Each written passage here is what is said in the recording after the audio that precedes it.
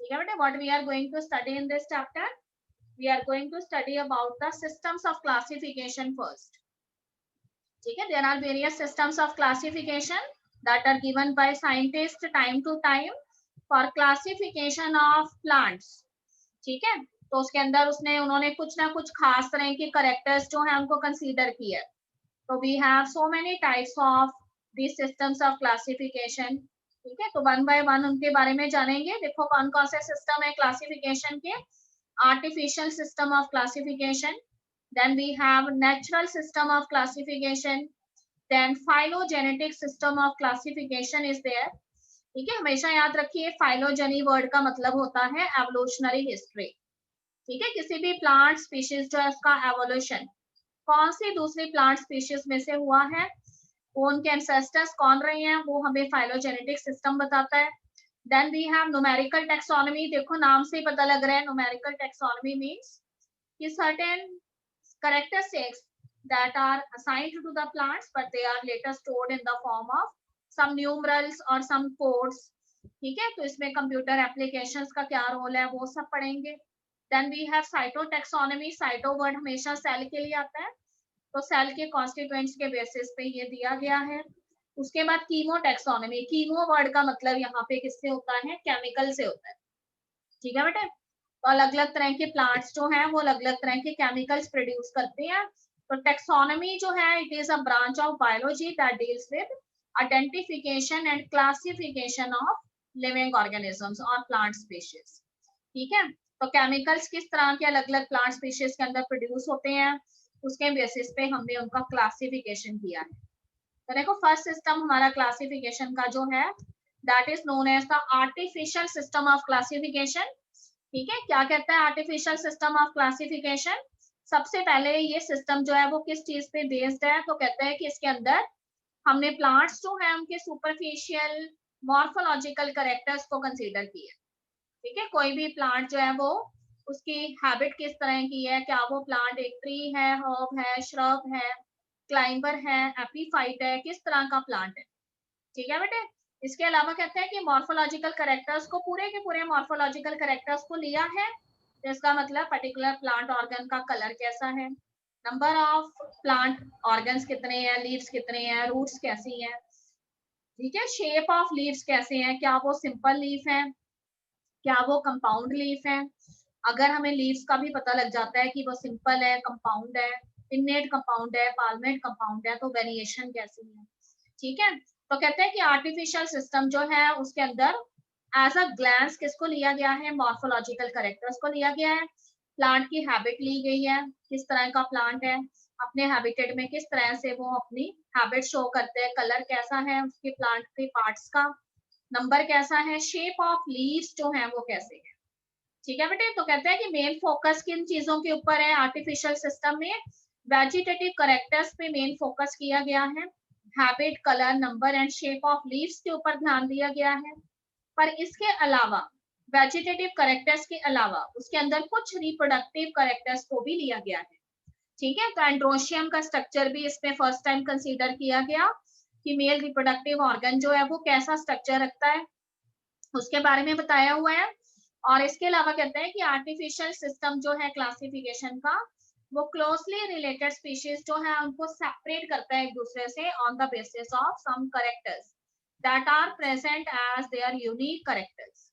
ठीक है, तो उसके बाद आपको ये बताया है क्योंकि इसके अंदर मॉर्फोलॉजिकल करेक्टर्स यानी वेजिटेटिव करेक्टर्स के साथ साथ सेक्सुअल करेक्टर्स जो है उनको भी इक्वल वेटेज दिया गया है। तो यही इसकी सबसे बड़ी डिसएडवांटेज है। अगर आपको 1 मार्क में पूछा जाता है कि what is the major disadvantage of the artificial system of classification, then you have to write this fourth point that artificial system gave equal weightage to vegetative as well as sexual characteristics. For what is the special thing about the vegetative characters, that the vegetative characters they are easily affected by the environment। ठीक है बेटे, किस तरह के environment के अंदर plant species grow करती हैं उसके हिसाब से उसके वेजिटेटिव करेक्टर्स जो है वो वेरी कर सकते हैं। आपको बताया था कि अगर प्लांट के हैबिटेट के अंदर वाटर की डेफिशिएंसी देखी जाती है तो उस केस में क्या होगा, प्लांट के जो लीव्स हैं वो ड्रूप कर जाएंगे। और अगर कोई ऐसी जगह है जहाँ पे काफी ज्यादा अमाउंट में वाटर मिल रहा है प्लांट को, तो उस केस में लीफ जो है वो काफी ब्रॉड होंगे, ग्रीन होंगे।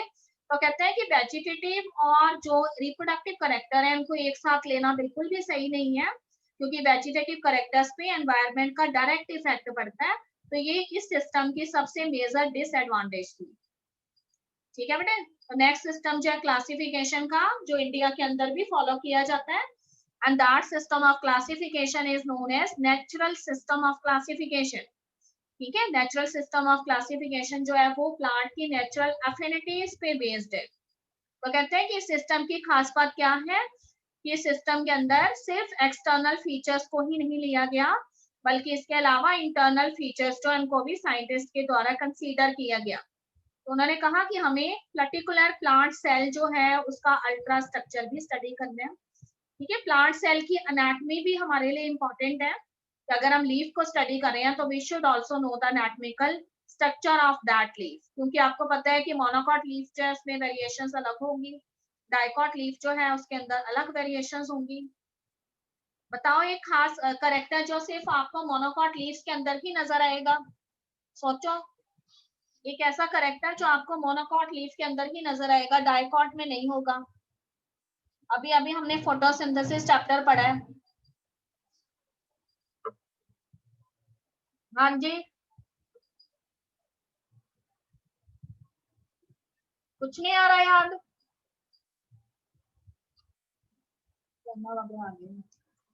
देखो बेटे, एक चीज बताई थी आपको मोनोकॉट लीव्स के अंदर।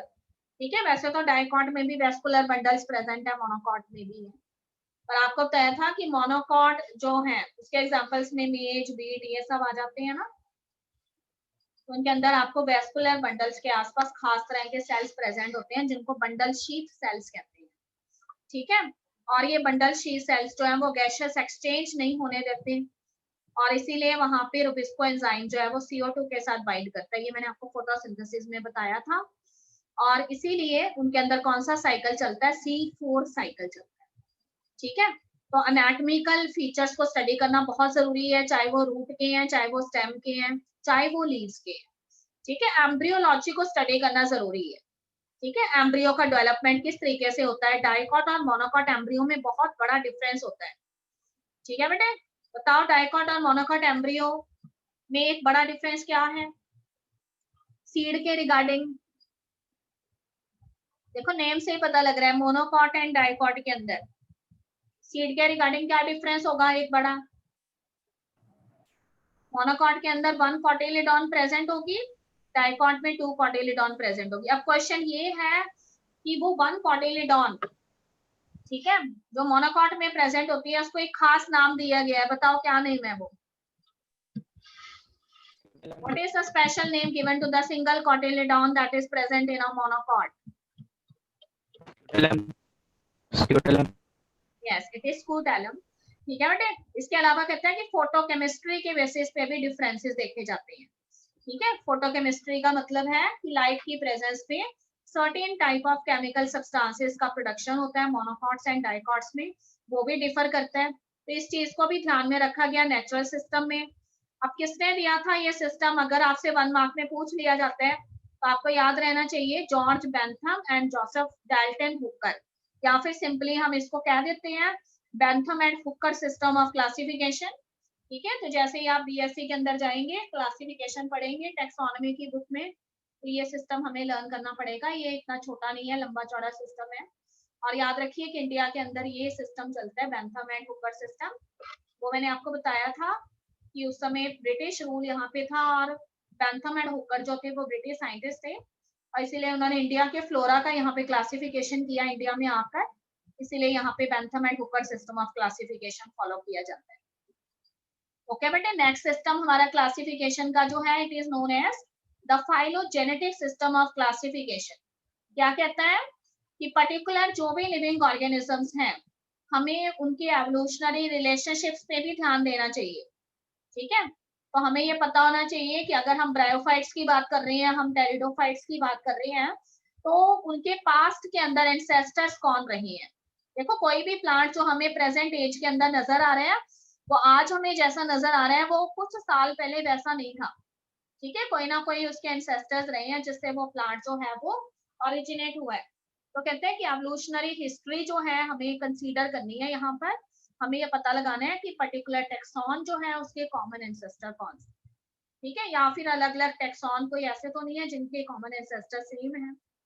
ओके मैडम, तो this system become more important and there is no supporting fossil evidence. कहते हैं कि मेन इसका जो आधार है, सिस्टम का जो बेस है वो क्या है कि हर एक पर्टिकुलर टेक्सॉन जो है उसके कॉमन एंसेस्टर्स का पता हम किस बेसिस पे लगाते हैं, फॉसिल्स के बेसिस पे लगाते हैं। पर कई बार हम क्या करते हैं, प्रेजेंट में जो प्लांट्स ग्रो कर रहे हैं, ठीक है, तो कहते हैं कि उन्हीं प्लांट्स के, ठीक है, पास्ट में वो किस तरीके से वो प्लांट्स जो है प्रेजेंट फॉर्म में आई हैं, उससे रिलेटेड कुछ प्लांट्स उनके साथ मौजूद होते हैं, तो हम क्या करते हैं उनके करेक्टर्स आपस में कंपेयर कर लेते हैं और उसके बेसिस पे हमें कुछ सिमिलर करेक्टर्स नजर आते हैं और हम पता लगा लेते हैं कि अगर ये ब्रायोफाइट है तो कहीं ना कहीं इनका एल्गी के साथ कोई ना कोई रिलेशन। देखो ऐसा तो नहीं है ना कि ब्रायोफाइट अगर बन गए हैं तो एल्गीज डिसअपियर हो गई है, ऐसा नहीं है, ठीक है, उनके प्रिमिटिव फॉर्म्स भी हमारे सामने मौजूद है। अगर हम ब्रायोफाइट और एल्गीज को कंपेयर करें तो कुछ ना कुछ हमें सिमिलैरिटी नजर आती है। थैलस लाइक बॉडी जो है बेशक थोड़ी सी डिफरेंशिएटेड है ब्रायोफाइट में, पर फिर भी थोड़ा सा एल्गी के साथ रिजेम्बलेंस तो है ना कि थैलस लाइक बॉडी उसमें भी है, ठीक है। तो कहते हैं कि उस केस में जब इनके फॉसिल एविडेंसेस हमारे पास नहीं होते तो उस केस में हम क्या करते हैं, जो भी प्रेजेंट टाइम के अंदर प्रिमिटिव ग्रुप्स प्रेजेंट होते हैं उनके साथ जो मेन प्लांट है हमारा उसको कंपेयर करके देखते हैं और उनकी सिमिलैरिटीज जो है उसको फाइंड आउट करते हैं। उसके बेसिस पे हमें पता लग जाता है कि इनके कॉमन एंसेस्टर्स कौन हो सकते हैं। ठीक है बेटे, थर्ड सिस्टम जो है that is known as the numerical taxonomy. तो कहते हैं कि मोस्टली ये सिस्टम जो है वो किस पे बेस्ड है, कंप्यूटर्स पे बेस्ड है, ठीक है। जो भी करेक्टर्स हमने प्लांट्स के बारे में ऑब्जर्व किए हैं वो सारे के सारे करेक्टर्स जो है उनको हमने क्या किया है, डेटाबेसेस की फॉर्म में स्टोर कर लिए, ठीक है। तो उन डेटाबेसेस को आप कंसीडर कर सकते हैं कि यहाँ पे स्पेशल टाइप ऑफ प्रोग्राम्स हैं जिनको हमने कंप्यूटर के अंदर फीड किया हुआ है और हर एक जो प्रोग्राम है ना उसको एक कोड नंबर दे दिया है, कोई भी नंबर दे दिया। जैसे मैं किसी प्लांट के मॉर्फोलॉजिकल करेक्टर स्टडी करना चाहती हूँ, मैं सिर्फ हर्ब्स के मॉर्फोलॉजिकल करेक्टर स्टडी करना चाहती हूँ और मैंने कंप्यूटर में उसको नेम दे दिया, कोड नंबर दे दिया 011।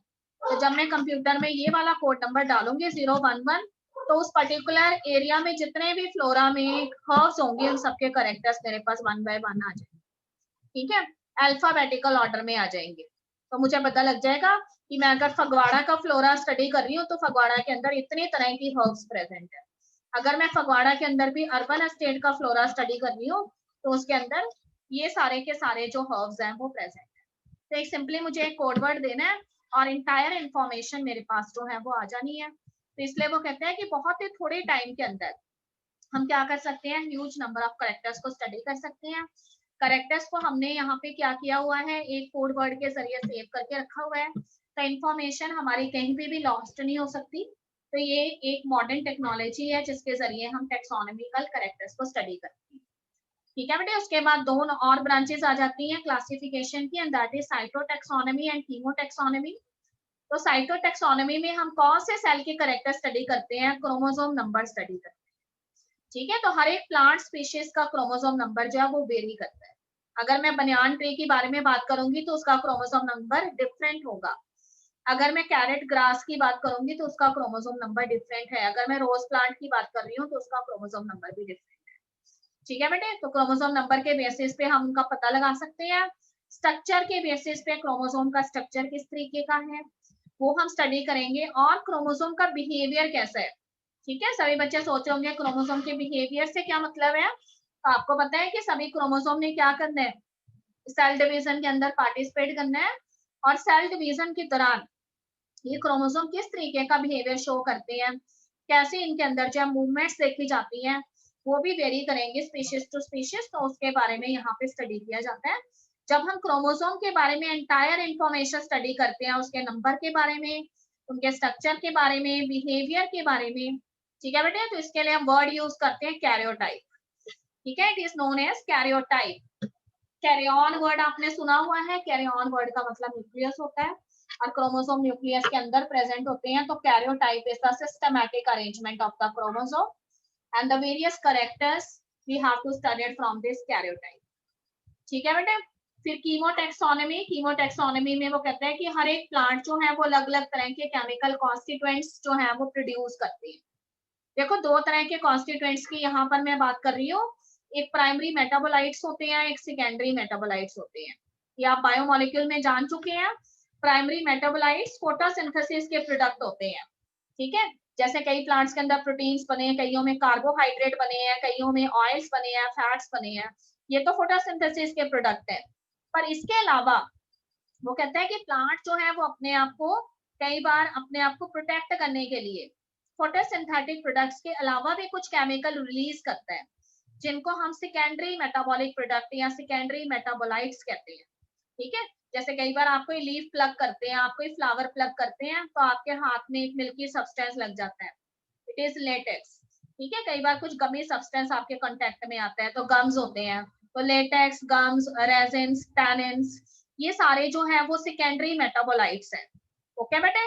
अब सब बच्चे सोच रहे होंगे कि सेकेंडरी मेटाबोलाइट की क्या जरूरत है, तो ये सेकेंडरी मेटाबोलाइट्स जो है वो प्लांट्स जो है उनके डिफेंस से रिलेटेड काम करती हैं।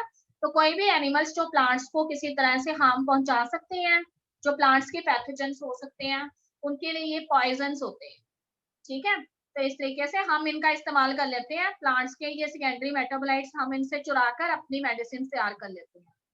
ठीक है, तो बताओ कि सिंकोना प्लांट से हमने एक सेकेंडरी मेटाबोलाइट से एक मेडिसिन तैयार की है, कौन सा सेकेंडरी मेटाबोलाइट है वो? सिंकोना प्लांट सोचो किससे रिलेटेड है? सिंकोना सुना है कभी? हिमालय के अंदर बेटे ग्रो करता है ये प्लांट। ठीक है, और एक पीले कलर की आप एक मेडिसिन खाते हैं मलेरिया के टाइम, कड़वी होती है काफी ज्यादा, कुनीन कहते हैं उसको। याद आ रही है? पीले से रंग की गोली डॉक्टर आपको देता है जब आप किसी को भी मलेरिया हो जाता है, कुनीन की टैबलेट बोलते हैं उसको, और उसको हमेशा मिल्क के साथ लेने के लिए बोला जाता है। तो ये कुनीन जो टैबलेट है वो सिंकोना की बार्क से बनती है, और ये ट्री जो है वो एक इंडेंजर्ड स्पीशीज है, ठीक है, मॉडर्न टाइम के अंदर, और ये हिमालयन रेंजेस में ग्रो करता है। तो काफी सारी फार्मास्यूटिकल कंपनीज जो हैं उन्होंने इसका ओवर एक्सप्लॉयटेशन किया है, जिससे ये स्पीशीज एक इंडेंजर्ड स्पीशीज बन गई है, और अब इसे टिश्यू कल्चर के द्वारा फिर से इसका जो पॉपुलेशन है उसको इंक्रीज करने की कोशिश की जा रही है। ओके बेटे। अब नेक्स्ट टॉपिक है हमारा एल्गी, हैबिट एंड हैबिटेट। तो यहाँ पे देखो आपको तीन तरह की एल्गीज नजर आ रही है। ठीक है, क्लास क्लोरोफाइसी, हमेशा ग्रीन एल्गी के लिए वर्ड यूज किया जाएगा।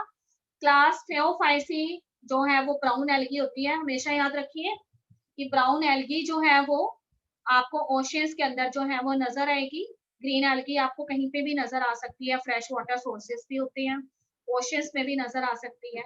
रेड एल्गी जो है वो आपको डीपर जोन्स में नजर आती है ज्यादातर ओशियंस के। ठीक है, इसके लिए हम रोडोफाइसी वर्ड यूज करते हैं। तो एल्गी की यहाँ पे 3 क्लासेस है हमारे पास, क्लोरोफाइसी, रोडोफाइसी एंड फेओफाइसी। ठीक है, और ये इनको नाम इसलिए दिए गए हैं कि किस तरह के पिगमेंट्स इनके अंदर प्रेजेंट है उसके बेसिस पे उनको नाम दिए गए हैं। तो सबसे पहले हम क्लास स्टडी कर रहे हैं यहाँ पर क्लोरोफाइसी। ठीक है बेटे, क्लोरोफाइसी उसका नाम ही इसलिए पड़ा है क्योंकि उसमें क्लोरोफिल पिगमेंट प्रेजेंट है जो उसके ग्रीन कलर के लिए रिस्पॉन्सिबल हैं। तो ज्यादातर मेंबर जो है वो क्लोरोफिल बियरिंग मेंबर्स हैं, सिंपल हो सकते हैं ये। ठीक है, थैलॉइड मतलब थैलस लाइक बॉडी है उनकी, यानी उसके अंदर लीफ, स्टेम, ये सारी चीजें आप आइडेंटिफाई नहीं कर सकते। आपको क्लस्टर ऑफ मासेस यहाँ पे नजर आएंगे जिसमें आपको कुछ नहीं पता लगेगा कि लीफ, स्टेम, लीफ या रूट्स कौन सी हैं। ऑटोट्रॉफिक है क्योंकि क्लोरोफिल पिगमेंट प्रेजेंट है। इक्वेटिक है तो फ्रेश वाटर में भी मिलते हैं और मेरीन हैबिटेट्स में भी मिलते हैं।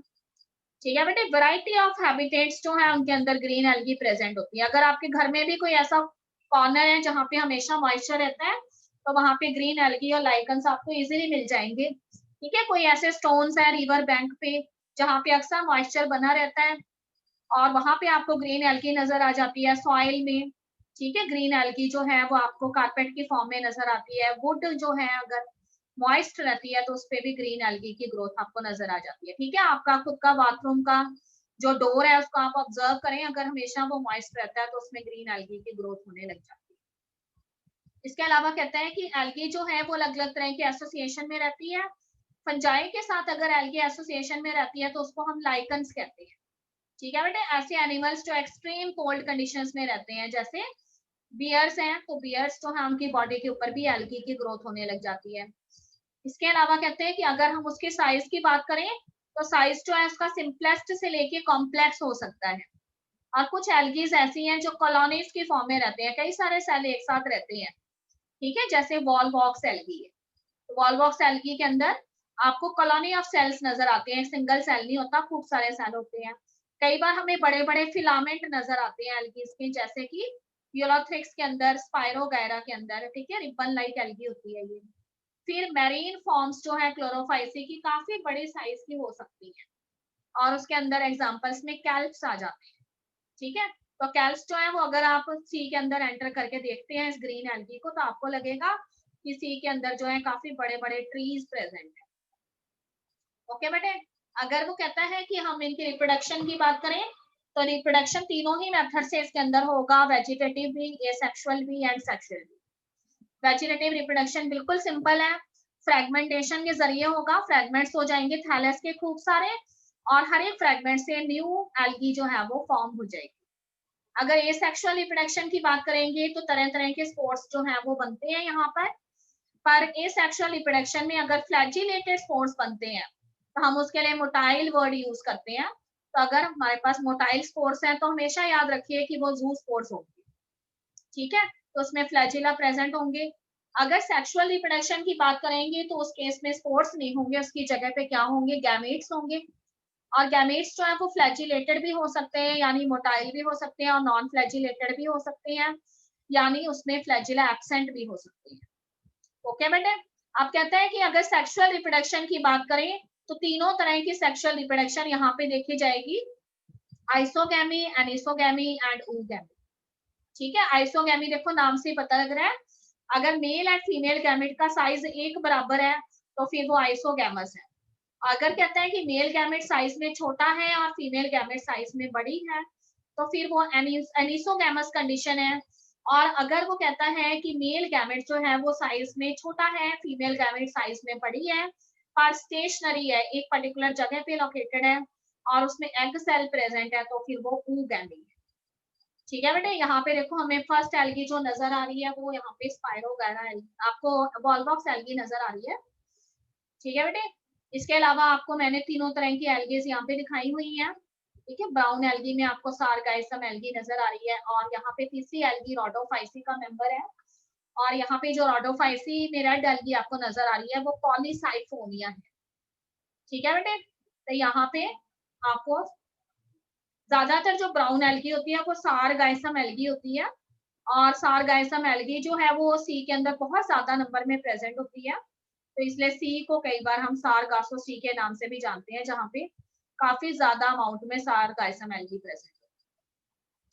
ठीक है बेटे, टाइप्स ऑफ सेक्सुअल रिप्रोडक्शन की अगर हम बात करें, अभी मैंने आपको बता दिया बड़े आराम से, सेक्सुअल रिप्रोडक्शन में अगर गैमेट्स का साइज बराबर है तो आइसोगैमी है। आपने एग्जांपल उसके याद रखने हैं, आइसोगैमी, ठीक है, यूलोथ्रिक्स में और स्पाइरोगायरा के अंदर प्रेजेंट होगी। अगर गैमेट्स जो है वो सिमिलर नहीं है साइज में, मेल गैमेट छोटा है साइज में, फीमेल गैमेट बड़ी है साइज में, तो एनिसोगैमिस कंडीशन होगी। और एग्जांपल में उसने आपको एग्जांपल यहाँ पे दिया है, ठीक है, यूडोरिना का। उसके अलावा कहता है कि ooगैमस कंडीशन हो सकती है, ooगैमस कंडीशन के अंदर आपको क्या नजर आएगा, एक large non motile female gamete नजर आता है जो एक ही जगह पे बना रहता है, और इसके अलावा एक स्मॉल मोटाइल मेल गैमेट नजर आता है, ठीक है। जो मोटाइल है इसका मतलब मोबाइल होगा, मेल गैमेट जो है वो फ्लैजिला की हेल्प से मूव करेगा, पर फीमेल गैमेट एक ही जगह पे पड़ा रहेगा, साइज में काफी बड़ा होगा, स्टैटिक होगा, और वो कंडीशन ooगैमस कंडीशन होगी। एंड ooगैमी के एग्जांपल में हम याद रखेंगे बॉल बॉक्स एंड फ्यूकस। ठीक है बेटे, बॉल बॉक्स जो है वो ग्रीन एल्गी का मेंबर है, और याद रखिए फ्यूकस जो है वो यहाँ पे ब्राउन एल्गी का मेंबर है, क्लास थियोफाइसी से रिलेटेड है। ठीक है बेटे, उसके बाद यहाँ पे इकोनॉमिक इंपॉर्टेंस एल्गी की यहाँ पे आपको बताई हुई है। तो देखो एक क्वेश्चन में यहाँ से 3 मार्क का डाल सकती हूँ कि right a note on the economic importance of algae, तब आपने ये सारे पॉइंट कंसीडर करने हैं। सबसे पहला पॉइंट है कि अर्थ के ऊपर कार्बन डाइऑक्साइड का जो मैक्सिमम फिक्सेशन है, उसमें से हाफ ऑफ द फिक्सेशन जो है कार्बन डाइऑक्साइड का कौन करती है, एल्गी करती है। तो फोटोट्रॉफिक होती है प्लांट्स की तरह, ठीक है। फिर कहते हैं कि increase the level of dissolve oxygen in the immediate environment, ठीक है। ऑक्सीजन जो है उसका लेवल जो है उसको एनवायरनमेंट के अंदर इंक्रीज करती है। एल्गी जो है वो प्राइमरी प्रोड्यूसर्स होते हैं ओशंस के अंदर।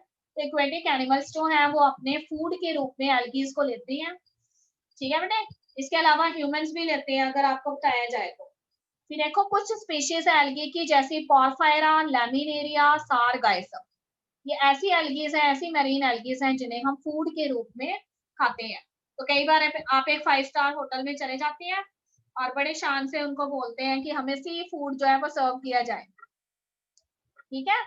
और बड़े खुश हो रहे होते हैं कि आज मैं सी फूड खा रहा हूँ।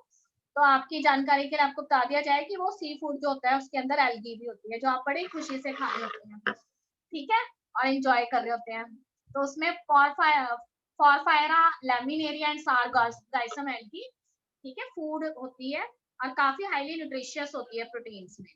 फिर देखो ब्राउन एल्गी और रेड एल्गी जो है उसमें वो कहते हैं कि हाइड्रोकोलॉइड्स प्रेजेंट होते हैं। हाइड्रोकोलॉइड्स क्या होती है? ये ऐसी एल्गीज होती हैं जो ज्यादा से ज्यादा टाइम के लिए ना अपने अंदर मॉइस्चर बना के रख सकती हैं। तो कभी आपने सोचा है कि अगर मुंबई से हमने पंजाब के अंदर मैंगोज जो है वो लेकर आने हैं, ठीक है, अब ट्रक के जरिए मैंगोज आ रहे हैं, तो इतने दिनों तक मैंगो खराब क्यों नहीं हुए? तो अगर आपको अच्छे से याद हो तो वुडन बॉक्स के अंदर उन मैंगोज को लाया जाता है और उसके आसपास उन्होंने एक लेयर लगाई हुई होती है, ठीक है। तो ये लेयर जो है वो इस तरह की एल्गी से तैयार की गई होती है और ब्राउन और रेड एल्गी जो है उसकी यहाँ पे कवरिंग की जाती है उनके आसपास। और ये हाइड्रोक्लोराइड्स होते हैं, इनमें मॉइस्चर को स्टोर करके रखते हैं, तो फूड हमारे या वेजिटेबल्स जो काफी ज्यादा डिस्टेंस से लेकर आई जाती है, पहुंचाया जाता है, उनको खराब नहीं होती, ठीक है बेटे। कौन कौन से प्रेजेंट होते हैं हाइड्रोकोलाइड्स ब्राउन और रेड एल्गी में? तो उसमें एल्जीन आ जाता है जो ब्राउन एल्गी में प्रेजेंट होता है, और कैराजीन आ जाता है जो रेड एल्गी में प्रेजेंट होता है, ठीक है। तो इन्हें हाइड्रोकोलाइड्स की वजह से इनको हम स्टोरेज के लिए यूज करते हैं। फिर देखो कुछ खास तरह की एल्गीज हैं जिन्हें हम लेबोरेटरी के अंदर यूज करते हैं, उनसे कुछ कमर्शियल प्रोडक्ट ऑब्टेन करते हैं हम, और उससे हम कल्चर कर पाते हैं। आपने अक्सर ये वर्ड सुना होगा कि हमने लेबोरेटरी के अंदर बैक्टीरिया का कल्चर किया है या फंजाई का कल्चर किया है। तो एक मीडियम हम डालते हैं बैटरी प्लेट पे और वो मीडियम होता है अगार अगार, ठीक है। तो अगार अगार मीडियम जो है वो कौन सी एल्गी से तैयार किया जाता है? जेलिडियम एंड ग्रेसिलेरिया एल्गी से, और माइक्रो ऑर्गेनिजम्स का कल्चर करने के लिए इसको यूज किया जाता है। इसके अलावा कहता है कि कुछ आइसक्रीम्स या कुछ जेलीज जो आप खाते हैं हमेशा, ठीक है, काफी टेस्टी लगती है आपको, उस पर भी एल्गी की कोटिंग की जाती है और उसकी वजह से एक बहुत खास तरह का टेस्ट आपको फ्लेवर आता है एंड आप बहुत इंजॉय करते हैं उसको, ठीक है बेटे। अब आपने कभी सोचा है कि स्पेस ट्रेवलर्स जो हैं जब उन्होंने काफी महीनों के लिए, काफी सालों के लिए स्पेस के अंदर रहना है, तो वो क्या खाते होंगे ऊपर जाकर?